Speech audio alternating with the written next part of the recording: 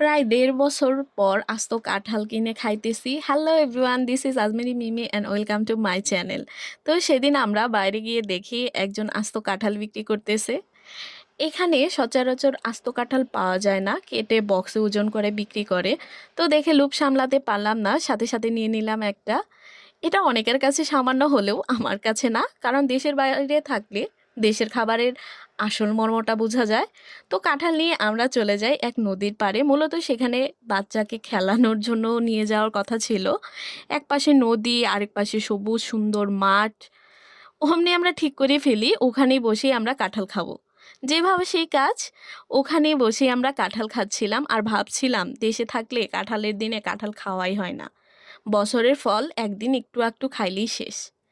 আর এখন এই ফল খাওয়ার জন্যই কত ব্যাকুলতা। আসলে আমরা হাতের কাছে ভালো জিনিস থাকলেও তার সঠিক মর্মটা বুঝি না।